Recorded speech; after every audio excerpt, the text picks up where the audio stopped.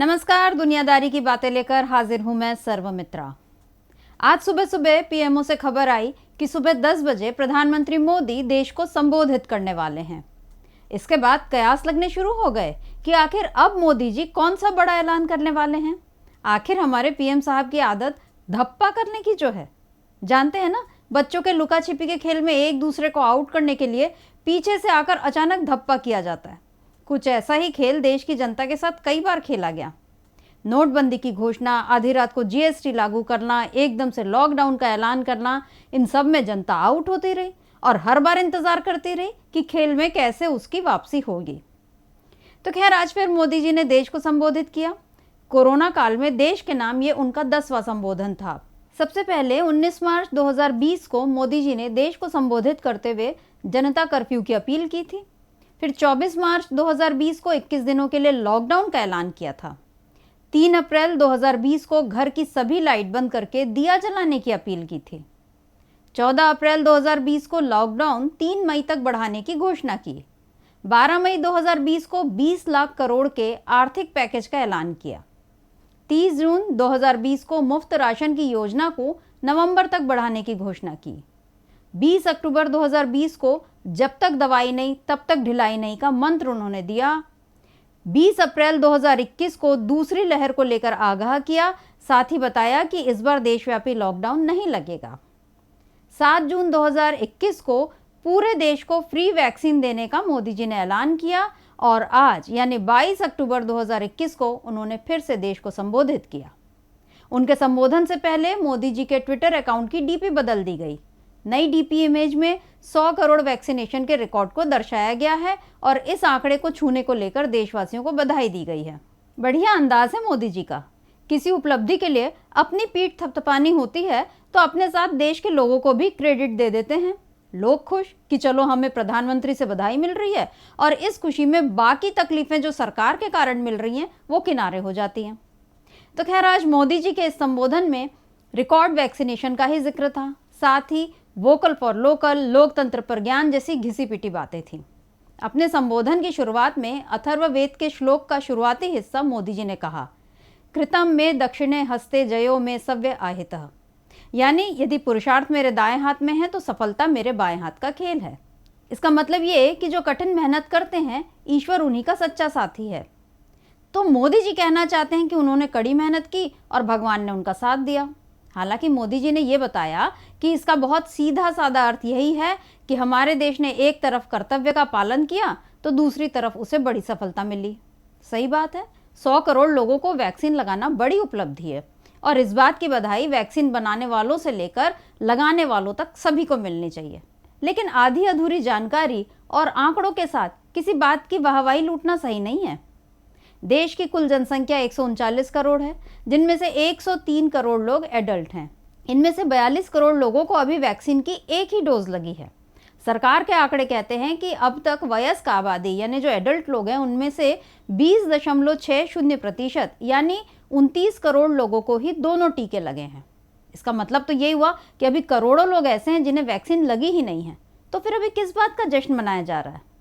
भाजपा के लोग तो बात बात पर हिंदू संस्कृति की दुहाई देते हैं। इसी संस्कृति में राजा यानी शासक को प्रजा पालक कहा गया है। आसान शब्दों में कहूँ तो सरकार जो है वो जनता के लिए माई बाप होती है, जिसका काम बच्चों की तरह जनता की देखभाल करना है।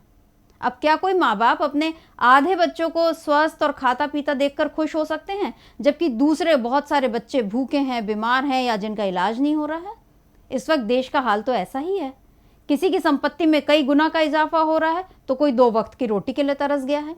सरकार के मंत्री कोरोना काल में संपत्ति खरीद रहे थे, जबकि उसी दौरान जनता सरकार से ऐसे राहत पैकेज की उम्मीद कर रही थी जिससे उसे रोजमर्रा का खर्चा चलाने में आसानी हो। सरकार ने राहत तो दी नहीं, महंगाई जरूर दे दी। कोरोना की दूसरी लहर में सरकारी आंकड़ों के मुताबिक कम से कम 4 लाख लोगों की जान चली गई। हालांकि नदियों में तैरते इंसानी शरीरों और श्मशानों के बाहर जैसी लंबी लाइनें लगती थी, उसमें 4 लाख का आंकड़ा तो झूठा लगता है।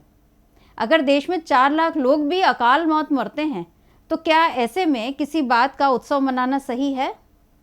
मोदी जी ने 100 करोड़ वैक्सीन लगाने को नए भारत की तस्वीर बताया। उसी नए भारत में अस्पतालों में भर्ती होने के लिए, ऑक्सीजन के लिए छटपटाते लोगों की तस्वीरें भी खूब आई। साहब उन्हें याद रखें ना रखें, जनता को ये सब जरूर याद रखना चाहिए। मोदी जी ने कहा कि भारत का पूरा वैक्सीनेशन प्रोग्राम विज्ञान की कोख में जन्मा है, वैज्ञानिक आधारों पर पनपा है और वैज्ञानिक तरीकों से सारे दिशाओं में पहुंचा है।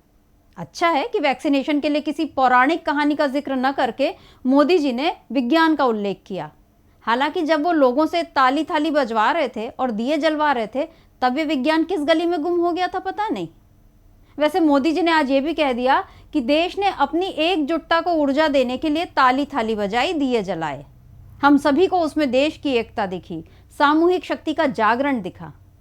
अगर ऐसा करने से देश में वाकई एकता दिखती है तो सरकार को धर्म और जाति के नाम पर होने वाले झगड़ों के लिए हर सप्ताह लोगों से ताली थाली बजवाना चाहिए। लोगों को कठपुतली की तरह कैसे नचाना है, इसका प्रयोग तो सरकार कई बार कर चुकी है। तो क्यों ना इस बार किसी अच्छे कारण के लिए लोगों से ताली बजवाई जाए।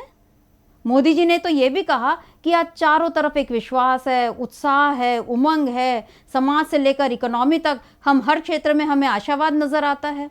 वैक्सीन के बढ़ते हुए कवरेज के साथ साथ आर्थिक सामाजिक गतिविधियां हो, खेल जगत हो, टूरिज्म हो, एंटरटेनमेंट हो, सब तरफ सकारात्मक गतिविधियां तेज हो रही हैं। आने वाले त्योहारों का मौसम इसे और गति देगा और शक्ति देगा। मोदी जी के मुताबिक इन्वेस्टमेंट भी हो रहा है, रोजगार भी बढ़ रहा है, यानी सब चंगा सी। पता नहीं किस किस्म का आशावाद है जो केवल सरकार को ही नजर आ रहा है। सरकार त्योहार का मौसम आने से बहुत खुश है और लोग परेशान हैं कि 100 रुपए के पार चले गए पेट्रोल डीजल में कैसे आना जाना करेंगे, कैसे रिश्तेदारों के पास जाएंगे। तेल सब्जियां अनाज सबके महंगे होने से त्योहार पर पकवान बनाना तो दूर, रोज का खाना कैसे बनाएंगे, ये एक बड़ी चिंता है। नौकरियां जा चुकी हैं, व्यापार बढ़ नहीं रहा और अब तो बड़ी कंपनियों को डराने का सिलसिला चल पड़ा है। अभी फेब इंडिया को अपना विज्ञापन वापस लेना पड़ा था, उसके बाद सीएट टायर की बारी आ गई। सीएट टायर के एक विज्ञापन में सड़क पर पटाखे न चलाने की हिदायत देते आमिर खान को अब ट्रोल आर्मी एंटी हिंदू बताने पर लगी है और सीएट टायर के बहिष्कार की मुहिम छिड़ गई है। इससे पहले इन्फोसिस और टाटा को राष्ट्र विरोधी बताया जा ही चुका है। तो मोदी जी, आप मेड इन इंडिया को बढ़ाने की बात कर रहे हैं और कुछ एक उद्योगपतियों को छोड़ बाकी सभी को बढ़ने की जगह ही नहीं दी जा रही है। मोदी जी, आप अपने चारों ओर निगाह दौड़ाइए और देखिए कि आपके शासन में किस कदर नफरत का माहौल बन चुका है। और फिर कहिए, क्या वाकई आप इसी लोकतंत्र को सबका साथ और सबका विकास बता रहे हैं? जश्न मनाने के मौके और अच्छे दिन आते रहेंगे। पहले लोगों को उनके सामान्य दिन, उनके पुराने दिन तो लौटा दीजिए, जहां कुछ भी बोलने, पहनने या खाने पर धर्म का झगड़ा नहीं होता था। इस नफरत के लिए भी अब कोई वैक्सीनेशन ड्राइव चलवा ही दीजिए मोदी जी। तो आज के लिए बस इतना ही। देखते रहिए डीबी लाइव। नमस्कार।